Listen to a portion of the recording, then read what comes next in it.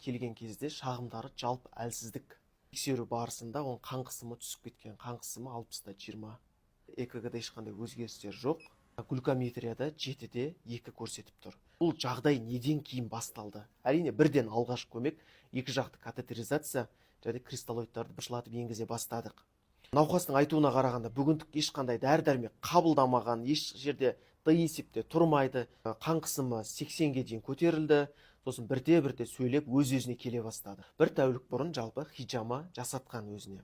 Хиджама жасатқаннан кейін жалпы ертесіне физикалық нагрузка жасап, жалпы жүгіруге шыққан. Бірден көзі қарауытып, жалпы жағдайы нашарлап, оның жанындағы досы жедел жәрдем бригадасын шақырған. Басым бұл жерде хиджама, басқа да заттарға ешқандай қарсылығым жоқ, бірақ барлық ем шара, барлық жасалатын процедура көрсеткішімен болу керек. Мысалы, сіз хиджама жасатуды жоспарлап жүрсіз бе? Жалпы істету ойда бар ма? Бірақ сіз алдымен қан анализдерін тапсырғаныңыз жөн бұл жерде.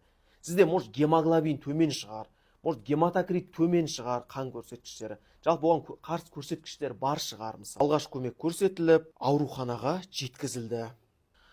Жалпы хиджама туралы айтқан кезде, қан анализін тапсырған кезімізде, осы анализдердің ішінде коагулограмма, қанның ұйғыштық қасиетін міндетті түрде тапсырып қарауымыз керек. Біріншіден.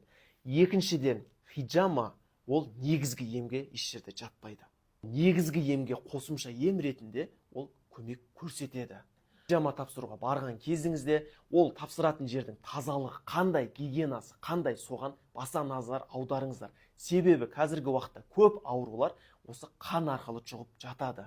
Видео ұнаса лайк басып, міндетті түрде жақындарыңызға жіберіңіздер.